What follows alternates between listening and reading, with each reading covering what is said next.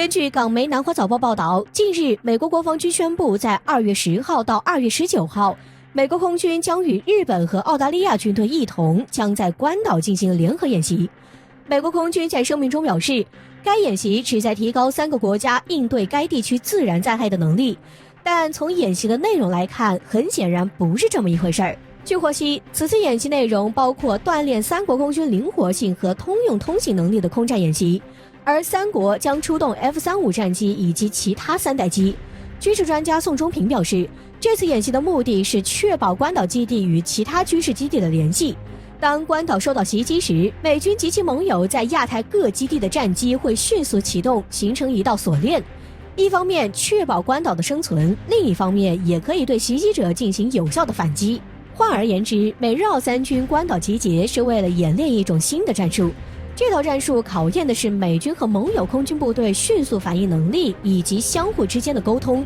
设想一下，一旦美军的关岛基地遭到一次打击，美军会立马把这个信号发送给周边的美军基地和亚太盟友的基地，然后这些基地的先进战机迅速启动，在整个西太平洋形成战机网络。一方面可以分散袭击者的注意力，另一方面也能在适当的时候予以反击。那么这套战术又是针对谁的呢？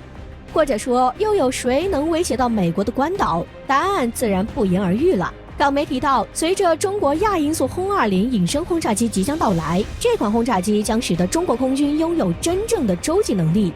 而除了轰20一代，中国还有一种中程轰炸机，也就是我们熟知的轰6了。这种轰炸机不仅提高解放军在周边海域的打击能力，还具有攻击关岛和冲绳等美军重要军事基地的能力。按照港媒的意思，美日澳3军这次演练就与解放军轰炸机有关。同时，美国兰德智库也证实了这一点。兰德智库研究员表示，此次美军的演练就是制造一种更为严峻的空战环境，使得解放军无法自信地扼杀美国在亚太地区的空军基地。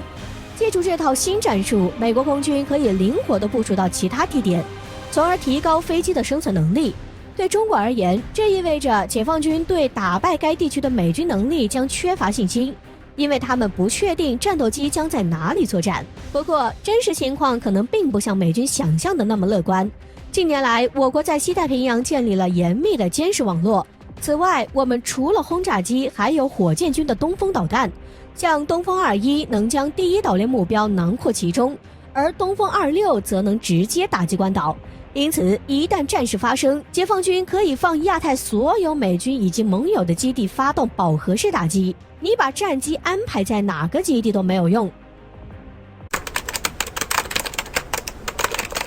据媒体报道，2月8号晚，我国首款量子计算机操作系统在合肥正式发布。这款名为本源思南的量子计算机系统，除了填补我国在该领域的空白，而且出道即巅峰，成为领先全球的量子计算机系统。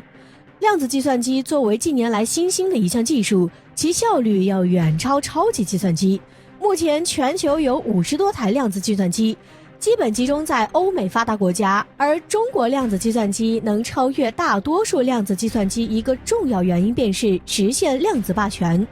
所谓的量子霸权即量子计算机功率超过50个量子比特。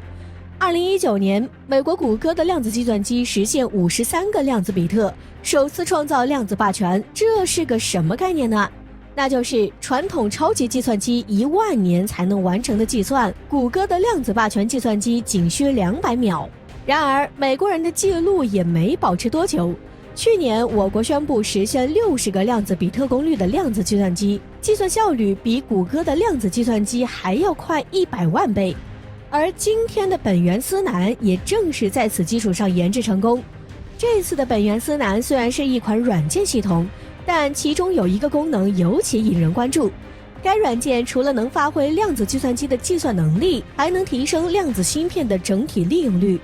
根据说明，本源思南能将图像识别任务转换为多个量子线路，这将使量子线路在单个量子芯片上被执行，大大减少了芯片运行时间，使得芯片利用率得到最大化。因此，本源思南不仅是我国在量子计算机领域的一大突破，同时也是我国在芯片领域的一大突破。我们知道，近年来在美国的胁迫下，西方国家对我国采取了芯片限制，包括高端芯片的出口以及高端光刻机受华。随着近年来中国科技的崛起，西方感受到威胁，他们认为把芯片禁了，中国就会落后。然而事实是，这次我们又领先了，只能和西方说声抱歉了，我们不会如你们所愿。实际上，把高端芯片禁售的确会对我国产生一些影响，但同时也会激发我们更大的创造力。我国并非没有制造芯片的能力，只是对于高端芯片还处于突破中。实际上，我国研制的芯片足以满足绝大数的需求。同时，如果能像本源思南一样提高芯片的利用率，我们照样能缩小与西方的差距，甚至实现反超。就目前来看，西方对我们的科技封锁并不能限制中国科技的发展。在可预见的将来，中国在高科技领域依旧会呈现百花齐放的景象。凭借着中国人的智慧与勤奋，相信未来我国攻克高端芯片与光刻机的难关是迟早的事儿。在2月8日，环球网援引了美国军事网站的一篇报道显示，美国陆军军事基地胡德堡在前一天凌晨发生重大事故。该基地的官方对外消息是，因某种原因加强基地大门安全措施，限制人员出入，但明眼人都看得出来，这其实就已经是封锁状态了。据美媒的说法，在当天深夜大概0点50分左右，胡德堡响起一阵枪声，大概来自于该基地的停车场。随后就有隶属于五角大楼的宪兵队出现并进入，随后就有了胡德堡基地官方所谓的加强基地大门安全措施。这显然意味着美军的宪兵队将该基地封锁了起来。从一系列动向来说，这显然不会是一起简单的走火事故，否则美军也不至于如此慎重对待。而且美国官方对此事的模糊说辞也引起了外界的众多猜测。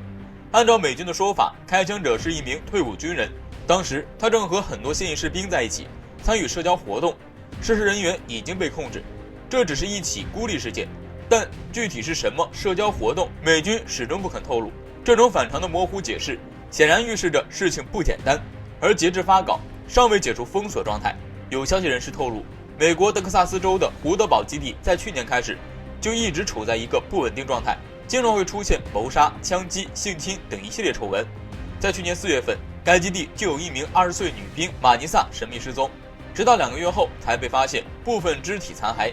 美国五角大楼也曾出具报告显示，美国陆军基地胡德堡内形成了默许相关恶性事件发生的氛围。由此可以看出，此次宪兵队紧急封锁该基地绝非一起简单的孤立事件。与之相反的，联系到美军新任防长决定展开大清洗活动，类似事件大概率是某些士兵新仇旧恨一起算，在基地内部展开报复导致的。有美媒担忧，类似事件可能会接连不断的在美军各大基地内出现，毕竟长久以来美军内部的矛盾始终存在，且一直未得到妥善解决。如今借着大清洗的名义，可能会让这种埋藏已久的仇恨彻底爆发，而这可能也是直接导致美军系统内部的分裂。